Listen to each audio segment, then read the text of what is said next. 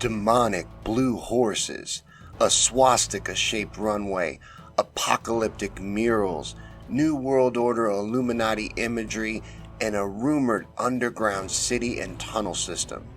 Now, just what in the hell is going on at the Denver International Airport? On this episode of Conspiracy Theories and Chill, we are going to take a look into what many consider to be the Illuminati's airport. The Denver International Airport has been a subject of conspiracy theory since its inception. For starters, it was unnecessary and incredibly expensive. There was already a fully functioning modern airport in existence, located closer to downtown, but despite that, this huge airport was planned and the existing airport ordered closed down to avoid any competition. Now, how huge? Well, the Denver International Airport is twice the size of Manhattan and by far the largest airport in North America and the second largest airport in the world, coming in at 53 square miles.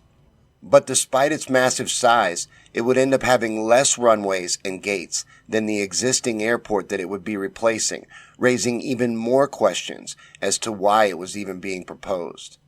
Now, its budget was enormous as well, at $1.7 billion. But the project ended up taking 16 months longer than planned to construct and came in at a whopping $4.8 billion, adding to the strangeness surrounding the Denver International Airport. Why all of the delays to construction? And where did all of that extra money go? $3.1 billion. Now, many people believe that all of that time and money went into what is hidden under the Denver International Airport. It is said that a massive underground bunker and tunnel system was constructed first underneath the Denver International Airport, and the airport was then built above it. There's a lot of compelling evidence for this as well, and many people believe that this is actually the true purpose of the Denver International Airport and why it had to be built, and built exactly where it is. And so far, this story is compelling for sure. $3 billion missing building an unnecessary, less functional airport when you already have a perfectly good one in a better location is very odd indeed, but it could be chalked up to extreme wastefulness and shady business tactics if that was all there was here. But that's just where the conspiracy theories begin with this strange airport. And they actually rub them directly in your face at the Denver International Airport. There is no subtlety to it. They embrace it fully. A dedication marker and plaques around the airport declare that the airport was commissioned by the New World Airport Commission, but no such commission exists, but it does heavily imply the New World Order. The Illuminati symbolism on these markers also includes Masonic symbols and the odd date listed as March 19, 1994. Now, the airport opened in February of 1995, so why do these markers all read the wrong date? Well, the Illuminati love numerology, as we all know, and 1 plus 9 plus 1 plus 9 plus 9 plus 9 plus 4 equals 33, the highest level of Freemasonry and a favorite number of the Illuminati cult. Now, these markers are very odd, and they are for sure odd on purpose, so why? Is it a marketing thing? Are we in on the joke or the butt of it? Because I think they are mocking us, and it doesn't stop there. Look at the runway layout of the Denver International Airport and go ahead and add this obvious swastika to the list of Illuminati New World Order imagery as well. Now, I'm sure that this is just the most efficient runway layout, right? There's 53 square miles to work with, and this is what they come up with? I know, another accident. But wait, there's more. In fact, weirdness is a theme at the Denver International Airport. Demon statues are displayed all over the airport, and there's a very weird apocalyptic mural that we have got to discuss. But first I want to talk about Blucifer. This giant demonic blue horse with glowing red eyes that literally killed its own creator is the mascot of this strange airport. And that's right, Blucifer, this creepy as hell blue demon horse killed its creator when the head fell on him and crushed him dead. But they still put that horse's head up there and proudly display it to this day. Now, murderous demon horse statues and demons littered all around the airport are for who? Who feels safe in their travels or welcomed home by demons? What kind of theme is that for an airport? Which brings us to the featured art of the inside of the Denver International Airport, a massive apocalyptic mural. 4 panels of giant-sized wall murals in the baggage claim area tell a terrifying and prophetic story in pictures of how humanity's future is going to unfold. The first mural reveals a horrific Darth Vader-like figure wearing a Nazi general uniform and a gas mask. The gas mask indicates that the next war will use depopulating biological or chemical agents. The white dove that he is killing symbolizes peace. On the right are destroyed buildings reminiscent of the Twin Towers. The Nazi general's scimitar sword has been swished through the air, leaving behind a rainbow chemtrail that poisons the air and ethnic population below it. On the left is an endless line of weeping women refugees holding dead babies. There is no trace whatsoever of violence to the dead children, who appear to have died from the deadly gas of the toxic rainbow. Why are there no men present? Presumably, they have all been killed. The Nazi general's scimitar sword that destroys peace is a symbol used by the Shriners, who are Freemasons. Freemasonry is a fraternity within a fraternity. Outwardly, it is a friendly charitable organization that conceals an inner brotherhood of the 33rd degree elect. The next airport mural shows a forest and a city in flames. The world's endangered animals and plants are extinct: buffaloes, whales, leopards, elephants, and sea turtles. The sickly haze and leaping flames suggest a nuclear or biochemical devastation.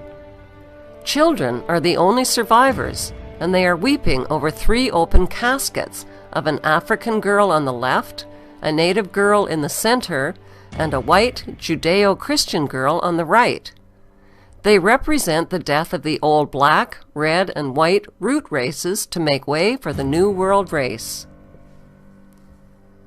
The dead white girl in the coffin holds a Bible and a yellow Juden star, which was used by the Nazis to identify Jews. It symbolizes the death of Judeo-Christian beliefs. Another child holds a Mayan tablet depicting the end of the Mayan calendar and the end of the world as we know it.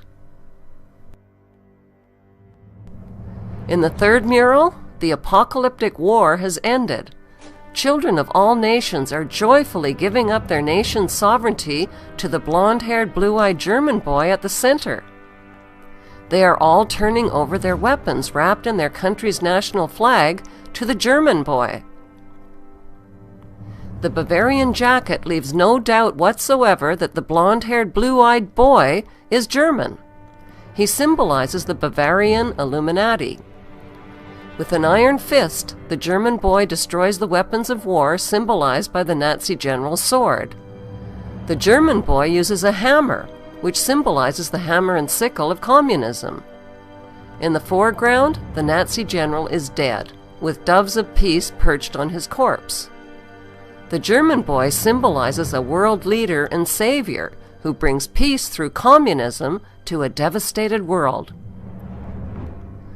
Who is this boy that the world gives up their flags and weapons to?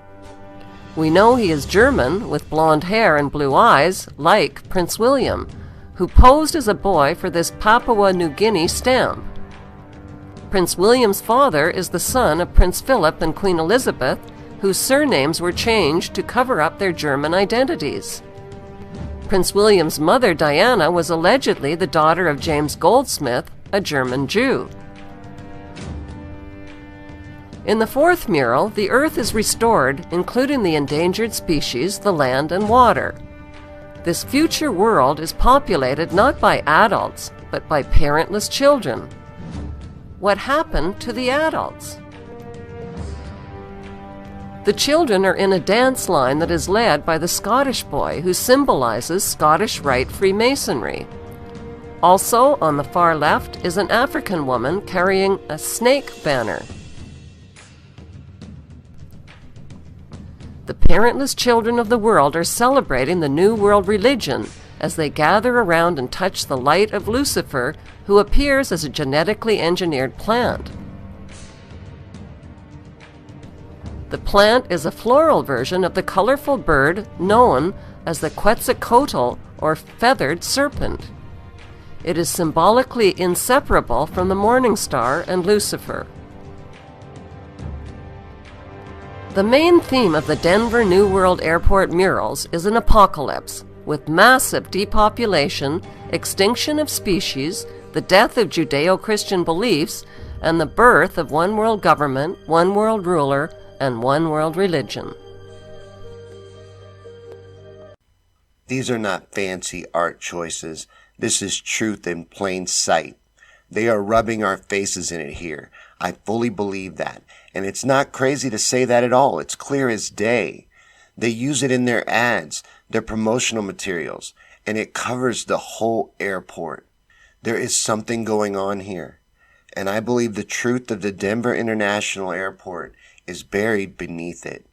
I think that the Denver International Airport is the Illuminati's airport, and a huge bunker is hidden beneath it for the world's elite in the event of a coming planned apocalyptic event. Now, what do you think of the Denver International Airport? Am I just a crazy conspiracy theorist, or is something going on here?